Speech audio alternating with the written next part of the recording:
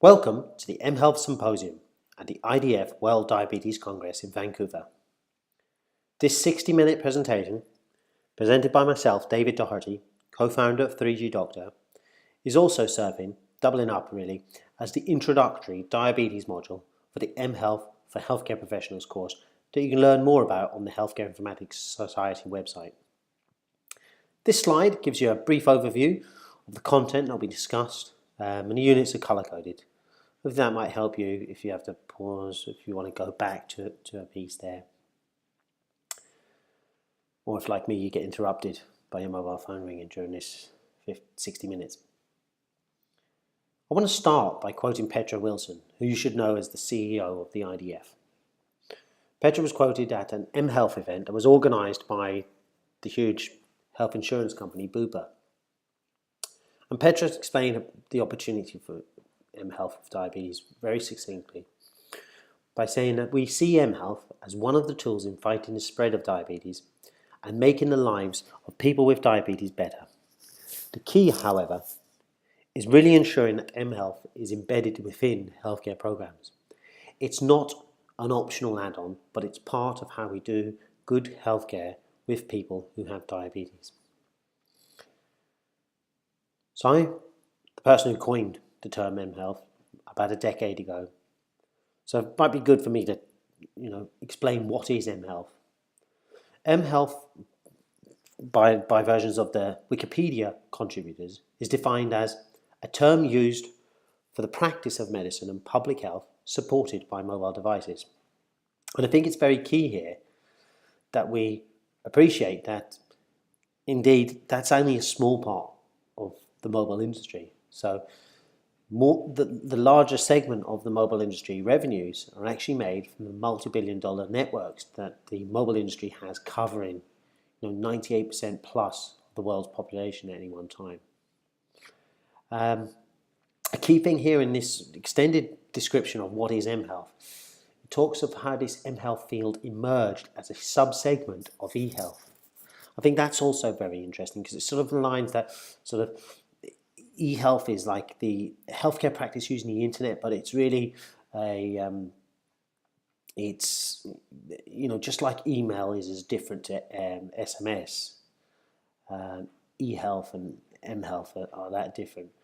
But I think it's quite unfair to say that, and I hope by the time I convince you of this, you'll see as clearly as me that eHealth never had the opportunity or the natural fit with the ambitions of health educators. We're trying to do everything we can to turn around the growing problem of sedentary lifestyles. So when you sort of, going to a screen to get more health never really had a fit until the mobile screens that we can obviously carry everywhere. But I think, hopefully you're going to, by the end of this, understand that mobile isn't a subset of the internet. And thinking that way is as daft as thinking that the TV is a little subset of the cinema. 68% of us say that we wake up and within 15 minutes we're checking our mobile phones.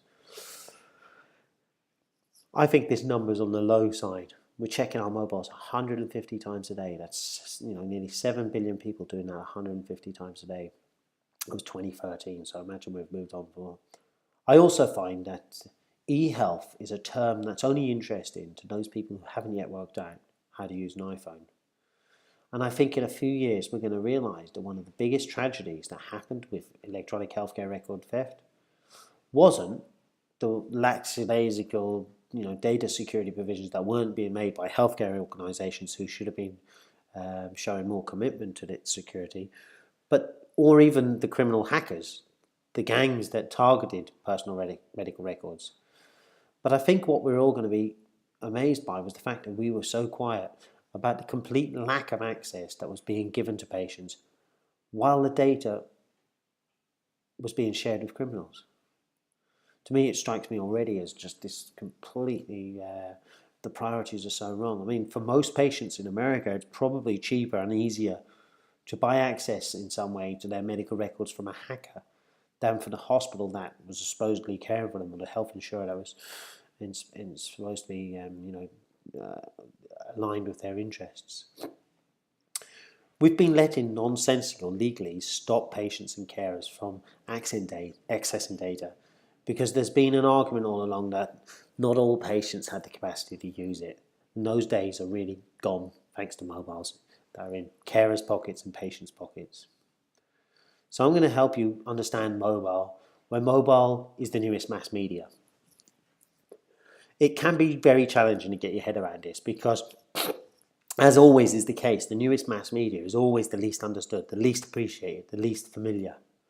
But if we briefly look back to the previous mass media, printed machines, for example, in the 1500s, audio recording and reproduction in the 1890s, following the invention of the phonograph, cinema that came about near the turn of the century, after the production of the first motion animated movie, The Horse in Motion. Obviously you can see from the years here, it's all getting a lot quicker since then, but it's been very interesting that it took TV, for example, about 40 years before it went from being considered as just a little cinema. So those who remember when CNN burst onto the scene with this rolling 24-hour news concept, most of us can even remember the time when TVs only worked during broadcast or scheduled hours, that the cinema had made us so familiar with. It was obviously leveraging of that unique attribute of TV that, it was in your home, you could watch it whenever you wanted. And that's what rewarded CNN's founder Ted Turner with his billionaire status. So let's look at some of the unique attributes of mobile as the newest mass media, because it's in understanding these that the big mHealth opportunities will be realised. Now, these were all compiled by Tommy Honan, a guru of mobile, about a decade ago, but he defined them as the first one being mobile is personal. Never before has there been a mass media that was so personal to us. Even the PC, the mass media before, was always so intended to be shared that the first thing you got when you turned it on was a prompt to sign in with your username. This opens up a lot of potential for mobile because, for example, with diabetics here at World Diabetes Congress, you'll see patients might be wary of taking out a glucometer, as other patients will see their personal data just when they turn it on.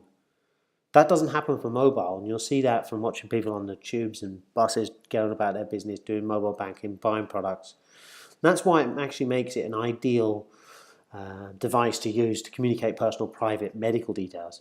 This very personal nature is also behind research findings that are showing patients are given more honest responses to medical questions, very sensitive medical questions, when they're using their mobile, not just in comparison with face-to-face interviews, but even when they get that same question presented to them on a PC. The second mass media unique attribute of mobile is that it's permanently carried. It's an incredibly valuable and unique attribute of mobile because most people will actually always return home if they forget their mobile phone, when they wouldn't if they'd forgot their wallet, their keys, their sugar tablets, their eye drops. This is why those little tiles you see now sold through to keep in touch with your Apple and keep your personal property are selling so well to diabetics. Ask around and you'll be surprised how many diabetics are putting a tile on, adhering it to their glucometer. It's an easy way to get around those issues, if you have a discreet little device, if you ever find yourself disorientated from hypo, because it'll start beeping. Mobile's also always on. This is why patients and carers are hacking CGMs. Everyone's checked out Nightscope, right? You can't even see the value for some of these young people in using another device when their dependable familiar phone is always carried with them. If this information for young people isn't on their mobile phone, it's likely they won't receive it. The landline connection, to call a patient on a landline in Europe is something that was done years ago. It's no longer possible. The fourth one is that mobile has a built-in payment channel. It's one of those odd things that happens when you have a scale of 6 billion plus subscribers. But did you know that more money is transferred via SMS just in Kenya than in PayPal transfers throughout the whole world? Now this is because mobile subscribers have a built-in payment means. Apple and Google are expanding this through their app stores, and it's making an incredible meritocracy for developers. You can now make an app for diabetics. You can get it trialed. You can get feedback directly from patients. And then you could start retailing it direct to customers. There are small app developers that have been started by patients that have scaled to hundreds of thousands of subscribers. Just a few years ago, to do the same, you'd have needed multi-million-dollar marketing budgets, legions of sales staff to go around promoting it to clinicians before you've had any hope of a patient of even hearing about your work. Mobile is also available at a point of creative impulse. This is important because being there at that point of impulse is something that couldn't have been dreamed of. It provides mHealth opportunities in an abundance of them to try and help us change behaviour. We've all been shopping and forgotten to bring our shopping list. But with mobile, that is an old problem. Click on a recipe in an app and there's your list. Click on the app and see what your Facebook group friends enjoyed last night. Most of the big apps for diabetics, have got app recipes and shopping lists. The sixth one, mobile is the most accurate at measuring its audience. This is one that really of the aspects that marketers can get really quickly. And it's 2015, so guess what? Everyone wants to be heard, right? So just a few years ago, I'll give you an example. To reach influencers in the global diabetes industry, you had to attend the IDF World Diabetes Congress, and you would have had to fly, for example, to Canada, hustle yourself through all the airports, taxis and hotels, before waking up the next day to go and set up a booth on an exhibition floor.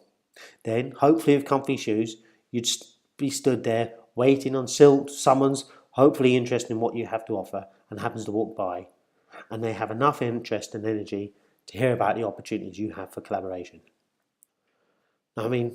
Jump to 2015, and using the WDC 2015 hashtag, you can engage with the president of the IDF giving the opening lecture in real time with his entire audience in front of him, and you can start sharing with people directly how you think you can improve the life of diabetics. Some of the most interesting people I've engaged with this year's and learned from at this year's WDC are on Facebook groups following developments.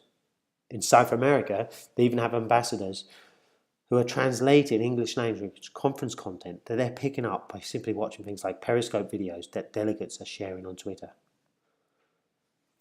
The seventh unique attribute is that only mobile can capture the social context of consumption. There's another great feature of mobile, but it means marketers can know that they're advertising to people who are in a certain place at a certain time. In-app ads give you even more granularity. You think of it, if you've got something like a new healthy food for diabetics, you can now reach diabetics through in-app advertising precisely when they're looking for menu ideas, or like I said before, when they're out shopping. Only mobile can offer augmented reality. This is a challenging one to explain because most people haven't experienced this, but imagine your app can read the barcode of a product or the QR code printed on a menu next to an item that you see and you like the taste of. Now you can immediately see all the nutritional information pop up on your phone, and you can add it with another click to your online diet record. With Tesco's app in the UK, you can be, for example, in the office of your diabetes nurse, and you can see a product on his desk, scan it to the app's shopping list, and have it home delivered, or next time you're in store, the app will actually take you to where in the store you can pick it up off the shelf. Fast food companies are doing the most incredible viral campaigns, and it's a real duty of ours to understand what they're doing, copy it, because there's great influence in that. Tommy O'Honan has also done a great job with a TEDx talk on this, that's on this new mass media, and it's well worth checking out if you're interested in developing your own ideas around this. Facebook has also made a huge investment in this area with their Oculus Rift virtual reality headset investment, and the strategy now for Facebook is just simply to get as many people to experience it as possible. They have a new educational virtual reality video, augmented reality piece developed, and it's just something you really have to see. And I think if you get an opportunity, jump at it to experience this, because when a diabetes educator and an Oculus Rift developer get together, diabetes education is going to change forever. I think it's also really critical that we appreciate that mobile has evolved the internet into a network of devices. The endpoints of the internet, for example, are no longer made up of humans sitting there on PCs clicking on keyboards or sliding a mouse about the top of a table. Increasingly, the internet is machines communicating to one another, and the scale of this becomes much easier to understand once you realise that the total components of a mobile phone can now be configured on a device that's no bigger than one of your fingernails. So that's the entire micro battery, radio, processors, and any nanoscale, MEMS sensors that you want. Something like GPS, motion, temperature, a microphone. So we've all seen how the Kindle device comes with its own connectivity. So you can buy and download books from Amazon, free of all the hassles of having any sort of network connectivity or finding a Wi-Fi hotspot. You can also think of all the hundreds of thousands of vending machines or ATMs as further examples of this. But increasingly, SIM cards are also being embedded into a wide range of medical health tech, like wheelchairs, ambulance trolleys, seen them in weighing scales and blood pressure cuffs. Downloading data from glucometers remains a significant impediment for diabetics and carers.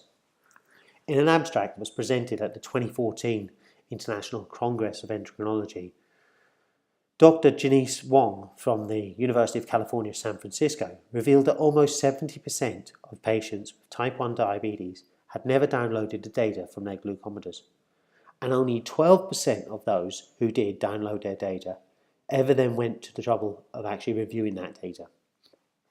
We have to change this. Seamlessly gathered data from embedded glucometers like the ones produced and retailed by Telcare, remove the hassles of collection and let everyone begin focusing on making sense and drawing insights from data so that the focus can move to presenting information to patients in streamlined, context-aware ways that can help motivate them to change and or maintain their behaviour. Seamless connectivity also opens up opportunities for how we fund diabetes care. Other industries have evolved much further along this path than the healthcare industry because they aren't often loaded with the politics or the high costs of marketing healthcare innovations. And there's lots that we can learn through the study of the ways other machine-to-machine connectivity businesses have driven change. Because it's in those that healthcare payers will find ways of more effectively paying clinicians and aligning those payments with outcomes they achieve, so that we can move from measuring the volume of care provided and towards measuring the value of the care that's being provided to the patients. Rolls-Royce is a really good example. They have an engine factory in Crewe, England. It provides fascinating insights because they no longer compete to sell engines to airplane manufacturers or airline operators. Instead, they merely sell the hot air that comes out of their engine's exhausts. Imagine the evolution that needs to happen for us to have a healthcare system that has its finances so tightly aligned with better patient care. This journey won't ever really start until we see the sense in paying for the captured data instead of just test strips that are being supplied by a dispenser. This slide from a patient I saw this week tweeting, understudy Pank and Horshaw Kim, humoured me, as I really find it just bizarre that the healthcare industry is still stuck hold on this, really pure appreciation of the need to accurately capture data in a way that's uncorrupted. I mean, I cannot be the only person that's thinking that kid is really thinking, I just made that number up to make, keep my mum from worrying. So another lesson that Tommy O'Honan, this mobile industry guru I keep talking about, gave us was that when digital technologies converge, they converge to mobile. And this is fascinating for mobile because we all know that the mobiles consume the calculator, the PDA, the TV, remote control, the cameras, music players, IP3, iPods, radios, GPS navigators, ebooks, torches, the lists go on and on. But it's also now happening to medical devices. And this is very advantageous because it adds rocket fuel to the evolution of tech usability, and it minimizes the learning curve for new tech, which, as I'm sure you're aware, is particularly important for diabetes educators when your typical patients didn't grow up with computers, never mind mobile phones. If you can use your smartphone, this blood pressure cuff becomes a breeze to operate. If you can use your smartphone This body analyzer weigh scale can be a breeze to operate. If you can use your smartphone, this sophisticated sleep monitor is going to be a breeze to operate. If you can use your smartphone, these made for iPhone hearing aids that have exploded onto the market in Europe will be much easier to use and much less stigmatizing than any other hearing aid. If you can use your smartphone, this ECG from a LiveCore will be a complete breeze to operate. Now, I started out using ECG machines 30 years ago. To me, this is an inconceivable invention. It's now published in over 25, 30 scientific papers. Patients are buying this themselves. Clinicians in Ireland are prescribing this to patients. It's not that hard to get started. As with the LiveCore ECG, the low cost and the ease of use open up the potential for tech that we might have only until now really had in our clinics. Now they're becoming tech that patients can own and use in their own home. This breather device opens up incredible opportunities when twinned with a mobile phone for a wide range of respiratory conditions. Imagine when COPD and asthma monitoring involves something as simple as playing a game like Angry Birds, where you control the amount you pull the bird back by through a breathing exercise. It's going to be that simple, because this is also going to be key for healthcare professionals, because if you can learn and master the use of your smartphone, you can start getting your education like on this webinar through your smartphone.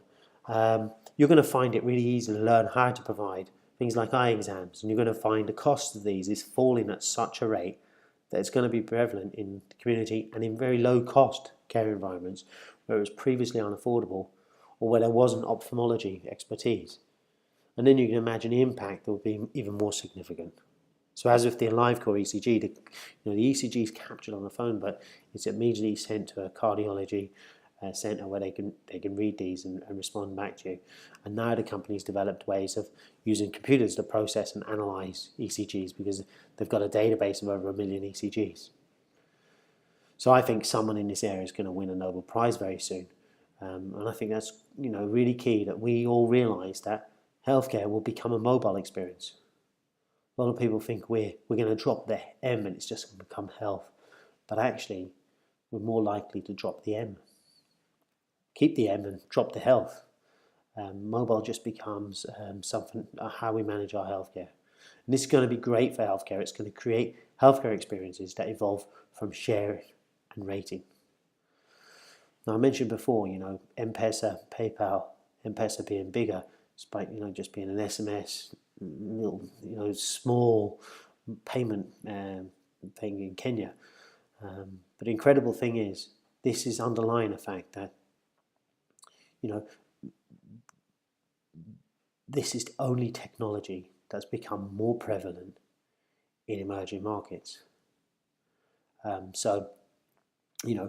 When I once met the company founder, M-Pesa founder, I heard him talk about how he knew mobile money was radically different when during the country's civil war, he saw that the military helicopters were being used to transfer not cash, but the mobile scratch cards that were used to enable their money vendors. And really it's this thing where you just have this phenomenal change where there's more mobile phones in emerging markets. And what that means is that you have poor people who can now actually access this stuff, and we can redistribute health just like we've redistributed money and access to finance. Everywhere where they've had a mobile phone network launched, they've had a growth in GDP. And it's really important to appreciate the harm that's caused when we have poor communication. Typically, it just means unanswered questions for patients at unimaginably tough times. Uncertainty with carers, guilt, you know these feelings. So this video really shows where I think we need to take it. It's a 25-minute presentation by Professor Jonathan Javitt. In a talk, he's describing the need to move beyond the 2,000-year-old healthcare model where we go when we're sick, because it's no longer working and it's failing any attempts we are making to manage chronic diseases. This model of going to the doctor just doesn't work in what we're doing, because there's no cure anymore. Diabetes care needs to stop looking something like, what we do in health centres and start looking more like this. And key to this lies in using interactive, clinically validated medical history taking questionnaires. I'm giving you again loads of homework here. All these are videos, the links are shared. But this video intro is by Professor John Bachman to his Mayo Clinic Proceedings evaluation paper, and it's a real exception. How many times have you thought, show me a patient's Facebook page or even just the Facebook ads they're seeing, and that would be more helpful to me in helping this patient than the bundles of information that are in the electronic healthcare record that's sitting in my PC. It's incredible what we will share when we're given the opportunity, but at the moment we're not giving patients the opportunity to do this without making an appointment and taking up their clinician's time. And this has to quickly change. Clinicians need to let patients help them, and patients need to be given the time they need to give their history. It doesn't hurt to also let patients do this asynchronously, so they can choose the time and place that suits them best. Clinically validated questionnaires that are sensitively designed help us ensure that patients with technical and reading difficulties don't get left behind, and that we don't waste valuable resources doing things for others who would prefer to be doing it for themselves. If we've got a patient that can help us with this, why are we spending our energies when we could spend them so much more productively with patients who've got needs that really require our attentions in this way?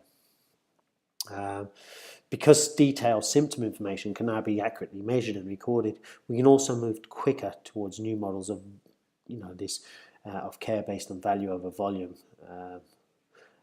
We can't predict, no one can predict the insights that analysis of this patient data will ultimately provide for us, but we can be sure that they will ensure that the mistakes we're making tomorrow are better ones than the ones we made today. Now, if you ever feel need to get a bit inspired to make change through the use of social media, watch this guy, Jonathan MacDonald, present. He's got great videos all over YouTube, but this one's great for mind expansion. One thing that I really liked hearing him dispel was the whole myth of social media. I use the word because if I just call it media, people think of the big newspapers, the big billboards and stuff like that. But I really think people got to understand. Jonathan's made a really great job of this. That all media is social. When we're watching a TV with a phone in our pocket, when we're telling our friends of what we heard on the radio, if we're using SMS while we're on the internet, all media is social. Back to Tommy Honan here, he also said we should be clear that the convergence of tech to mobile also leads all media converging to mobile. And this is why the winning strategy for you will be one that's where you put mobile first. Put your very best people on it, develop solutions first for mobile, and let everything else be prioritized after that. So many good healthcare workers are going and printing a leaflet or contacting the local radio station when they need some help, because that's what they've always done. But we need to understand better ways. Watch any video of Tommy Honan talking, and you will get a million of these ideas, I guarantee you. There's one link there in the bottom. Now, a common mistake I think many diabetes influencers make is that they think they're not selling something. The reality is, in doing your work, you're up against a wide range of others who are much more determined and incentivized to intentionally and unintentionally mislead people. Some of them are just outright peddling misinformation. I mean, just look, how did this one doctor manage all this harm with just one dodgy paper in the Lancet? Imagine if the American Academy of Pediatrics had hired Tommy Honan or Jonathan MacDonald. They'd have probably come out with their hands up and a commitment to educating all of their members about the social media opportunity and a mandate that every member has a professional profile on social media. That's the type of modern thinking we need to bring to the challenges facing diabetes, because they're so manifest and we're getting nowhere. Would anyone have ever heard of Andrew Wakefield if 30,000 paediatricians had online voices? Instead, what we've got in 2015 is the GMC, the General Medical Council, issuing non-viable advice to doctors about engaging with social media. Here's a great video by a guy called Michael Serres. He's a transplant patient and turned mHealth entrepreneur, and I think it's very enlightening, well worth sharing. It's only about 15 minutes. It's great. Once you've started, you'll find there are plenty of opportunities to develop your voice as a diabetes influencer. Here's a very small, recent, pretty much insignificant example from my own Twitter account. Essentially, the Royal College of GPs in the UK backed a sugar tax with a celebrity chef by the name of Jamie Oliver. Personally, I felt the whole idea was a terrible half job that wasn't going to have much effect, as it would only affect sugary soda drinks, and we shouldn't be drinking them anyway.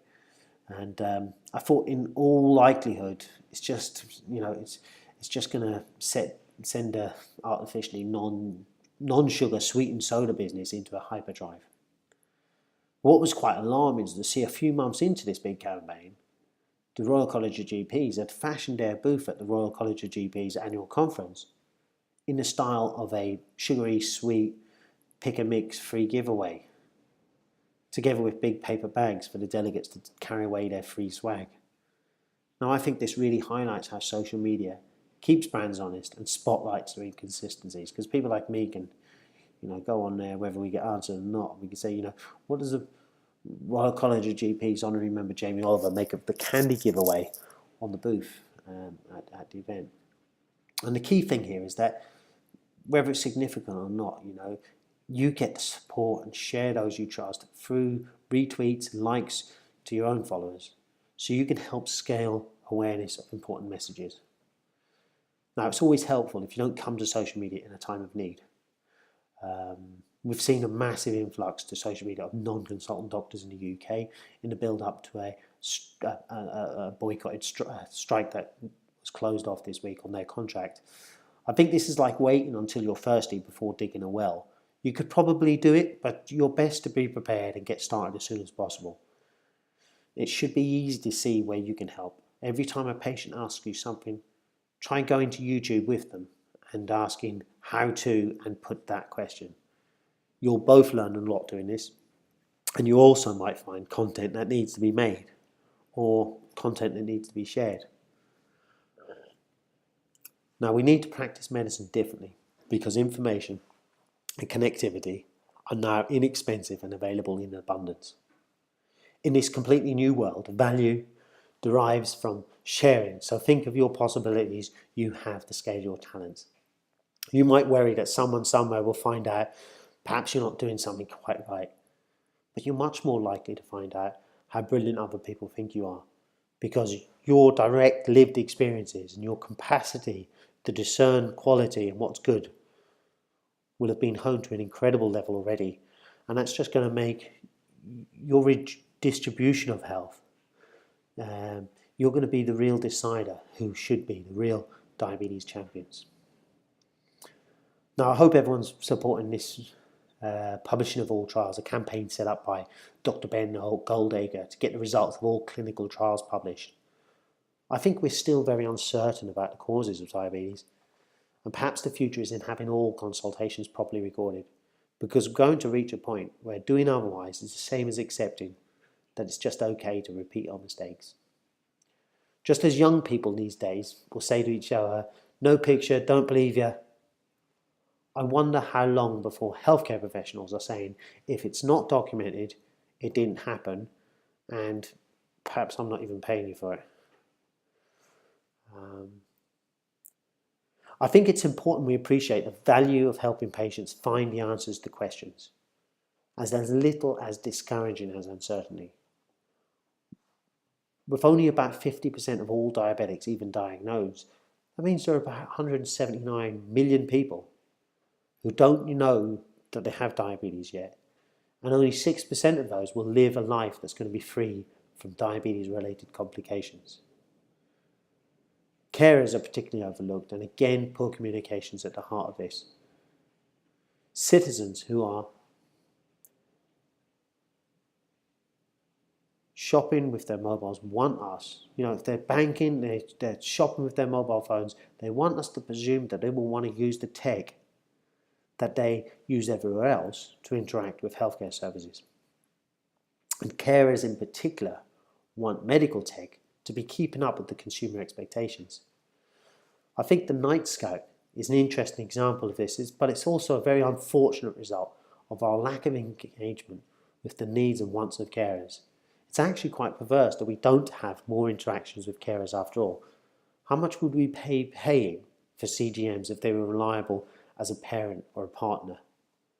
Traditional diabetes educators should have actually been hacking this solution together, not waiting on carers to make solutions like Night Scout. But we're not really getting a choice in this. Welcome to the future. This is a world of DIY, do it yourself.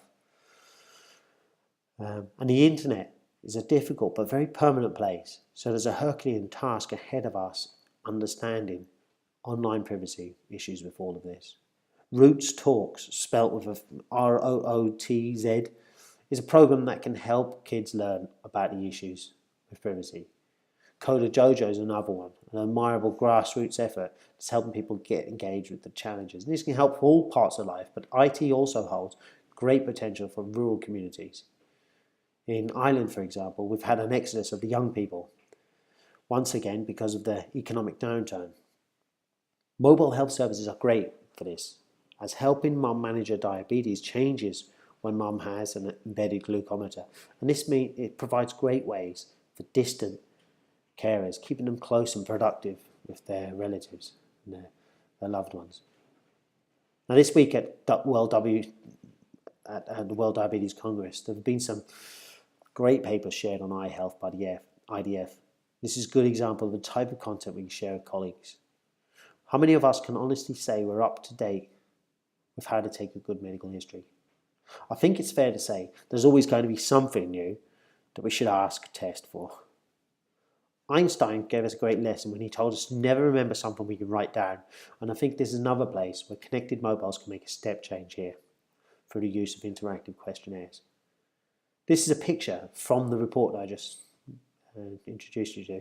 Just look at the intensive administrative paper process burdens that we're recommending to healthcare professionals in low-income countries. Why do we for 1 minute think they need to follow our expensive mistake and wed themselves to these clumsy paper processes? 3 weeks ago, I was in Las Vegas for the annual meeting of the American Academy of Ophthalmologists to hear their CEO, Dr. David Park, announce that the Academy was rebranding in line with the Apple brand. Now, if you look at the prevalence of digital glucometers and ask who's got an ophthalmoscope, shouldn't it be the IDF that's leading the charge to emulate Apple and bring those core values of a mobile brand to a healthcare academy? The cost of an eye health monitoring technology is in freefall, largely again thanks to the mobile phone. But this is something not just for low-income countries. I always ask people, can you provide a visual acuity test for Snellen chart? And everyone thinks they're great at doing it. You need to check out this paper because it was published 3 weeks ago from Stanford University's medical school, and it showed that emergency room patients could self-administer a visual acuity test with an app that would not only automatically report it, but it would also perform it to a better standard than the ER doctors were managing, with all their years of training and experience using the traditional charts that they have on their walls. This is quite incredible. Driver licensing is a bureaucratic, administration-heavy process that is in need of a mobile makeover, and we need diabetes influencers to help make this point. Last year, a 63-page report was sent to every GP in Europe. And how many do you think have read it? I always ask GPs if they've even seen it, because I've heard of nobody that's gone through reading this. Much of the detail is just incredibly. What's happening is here. Has anyone seen this? Computer says no. It's Little Britain's David Walliams does this great sketch where it just shows the clumsiness of some computers and unwillingness of them to budge. And unfortunately, that's what we give in diabetics when they're faced with these out-of-date paper-based processes. This particular young patient, Helen Nichols from Dawlish in the UK, successfully petitioned the UK Parliament. But we shouldn't have to have patients doing this. There's lots still to be done. Social media is a great way of helping us fight these battles and supporting other patients and other carers who want to see change happen. Now get over also to the IDF site again for the guidelines for healthcare professionals. So there's some good stuff there. But also on this, this is the guidelines for healthcare professionals on gestational diabetes. For the first time in years, we have an increase in maternal death rates in the US as a result of this. And approximately 50% of the women affected will develop type 2 diabetes within 5 to 10 years following their pregnancy. So we really need to start implementing services that are designed for the born mobile generation, because that's where the attentions of these patients are focused. I think we actually need to rewrite the report immediately. I only had a glance look at it really because it's just out the last couple of days, but it's got to start reading download app instead of information booklet. Perhaps you'll have a better idea of what should be going on by the end of this talk. So, come up with those ideas, and this is your opportunity to say what you think they should be doing. In education, a big challenge seems to be helicopter parenting. No one said this would be easy or told us we don't need to get our heads around some really thorny issues. But we also must start spending our time on those thorny issues and not on those intensive collection processes that computers can handle much better for us.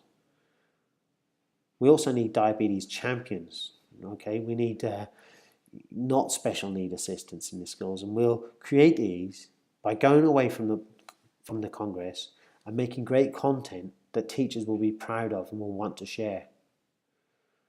We need to appreciate that we're being expected to be able to recommend consistent, high-quality apps that help the school staff and that make it possible for them to better support children and understand their needs, so that those children can be more responsible, self-responsible for their own diabetes. Every child should be given mobile apps that help teach. Every child should be asked to look at the best practice in education. 1 billion is a fantastic thing. It's educating kids maths in Malawi, and we really need to look at these best practices. Every child really should be regularly asked what you understand about your diabetes, and they should also be given online tools, just like they're doing to teach these mathematics in Malawi. To test and provide feedback on their knowledge base. We need to learn from the best in mobile education from across the world. This talk by Victor Montori, an endocrinologist, on minimally disruptive medicine is also fantastic. And he describes the traditional act of fanning his face with the diary that a patient has diligently filled. Seriously, if we don't take patients seriously, why should they reciprocate and respect us and our advice? Healthcare providers need to listen to understand, not listen to reply. They need to be able to ask, what does this patient really need? And we have this growth. We have 70% growth where we have patients, 67% of millennials are thinking that they can learn anything they want to learn from a YouTube video. And how-to searches on YouTube grew by 70% over last year. You too can make this content, this how-to content, the questions you're getting from patients. This is also a quick look at how students are being taught at Stanford Medical School. A paper has already showed that the students at University of California, San Diego, UC Irvine, the students there have reported that they're marked 26% higher as a result of their college just replacing the paper-based medical school content with an iPad app. That's because obviously you can just do more study with it, but also it's more interactive, it's richer, it's more involving, more memorable. In 2015, we really should be asking, why is a healthcare professional allowed to work without a comprehensive medical library and drug reference books stored on their mobile phone? This isn't beyond us. This is good practice. Okay, we also need to unlearn old ways of doing things. We have to realize that the way we practice has changed.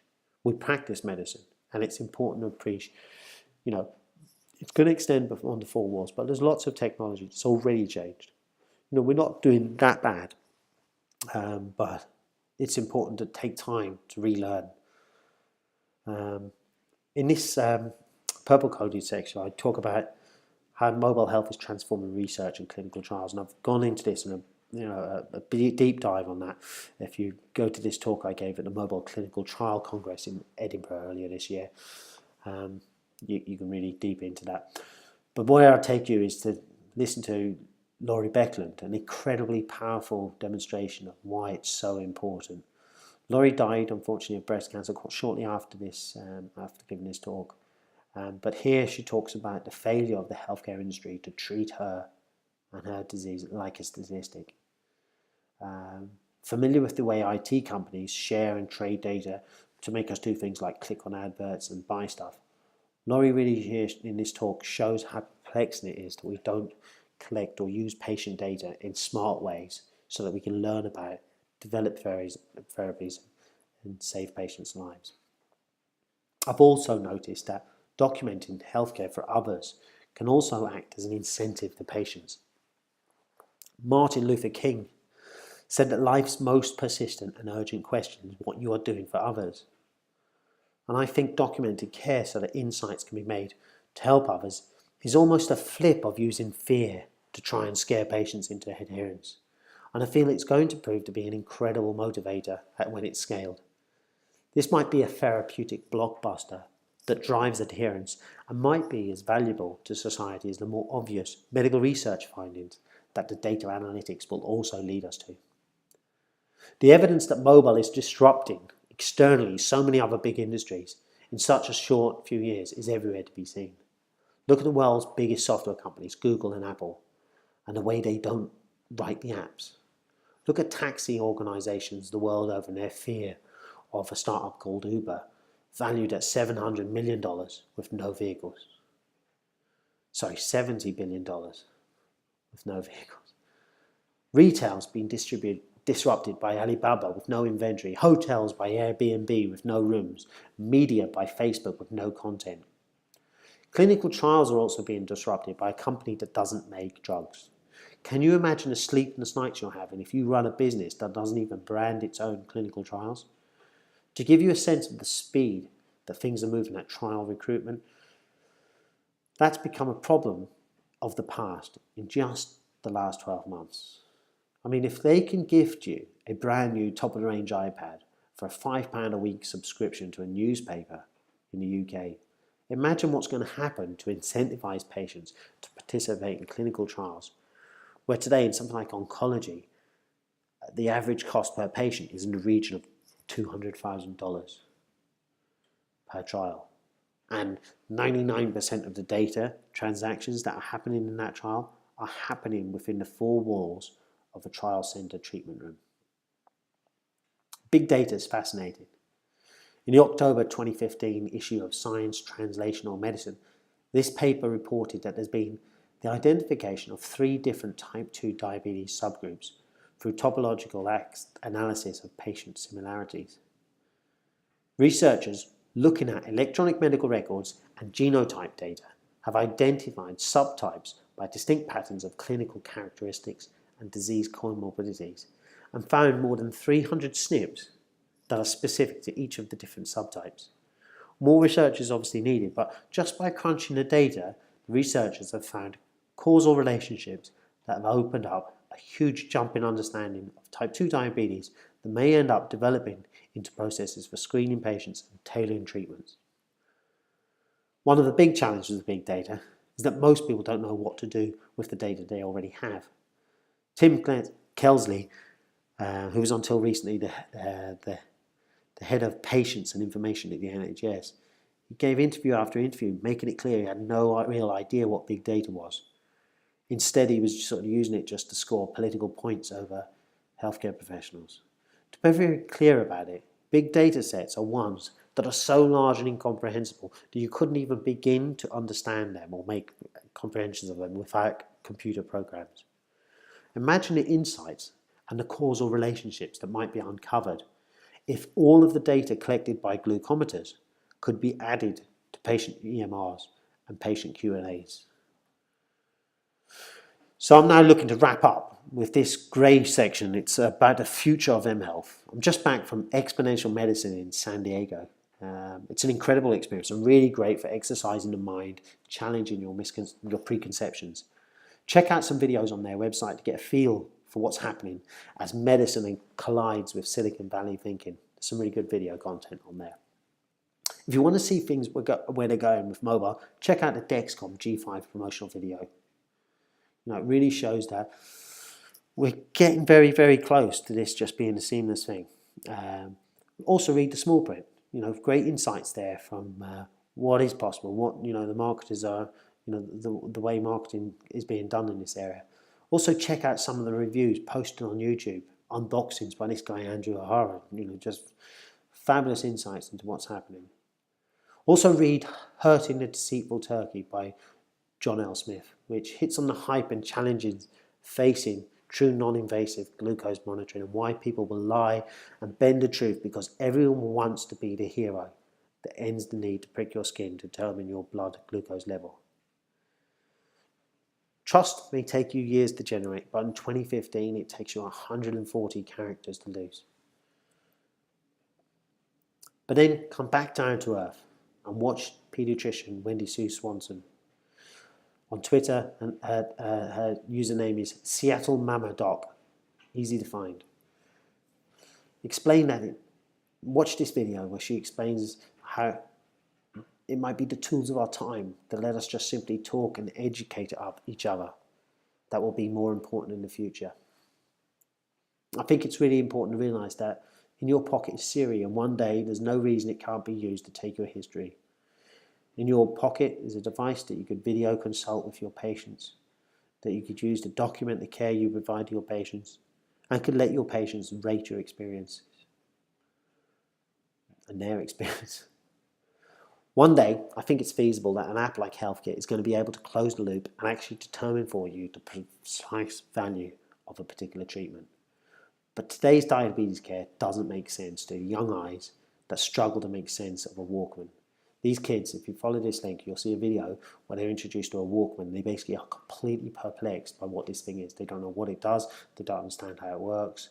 They think it's some sort of boombox, Bluetooth speaker for their mobile phone. But it just shows this fascinating thing, that they could reprogram a TV. They could, make a video on YouTube, but would they be able to understand a Walkman? It just shows something funny. What do you think, however, they'd think of the design of diabetes care? I think when you watch what's happening there, I think you'll realise we're being measured to a completely new set of standards in terms of usability. And I think Tim O'Reilly really captured this perfectly. A whole generation is growing up that thinks nothing at all of summoning cars or groceries or buying something and have it show up in a couple of hours, or talking to personal assistants that are in their mobile phones and expecting to get answers. I think the best thing you can do now to prepare for the change is to claim your place on the most expensive piece of real estate in the world. Set yourself up right now a Twitter account. Try and get your own name or a professional moniker that you go by. Look around for people you know and work with to get a feel for how your profile might read. Take a headshot, follow some people. You can follow me, I'm at mHealth. You can follow the IDF, your country's Diabetes Association, Diabetes UK, your Minister of Health, your favourite diabetes news journalist, the journalist you most dislike. Don't always think, you don't have to follow all the positive things. You can also pick up stuff from, what other people are saying. Your colleagues, your hospital, some of the people I mentioned in these slides, Victor Montori, Tommy Ahonen, Jonathan MacDonald, Telcare, Seattle Mama Doc, Hissy Island, MCT Congress, 3D for Medical, the American Academy of Ophthalmology are busy. Before you leave the World Diabetes Congress, also tweet a picture of your favourite speaker, paper, experience. If they're on Twitter, mention them by their Twitter handle, and then comment to say why, what you liked, what you thought was great. Add the following hashtag to the end of your first tweet. Hashtag WDC 2015. Now, if you thought this mHealth Symposium, for example, was interesting and you'd recommend it to colleagues, patients, please tweet this anytime. Just watch the video recording of the mHealth Symposium, hashtag WDC 2015, thanks mHealth. Really, that's it, Thanks very much for your time today. I hope for joining this symposium, I hope you're going to share it and it helps you feel a bit inspired to continue with your good work. Have a great day.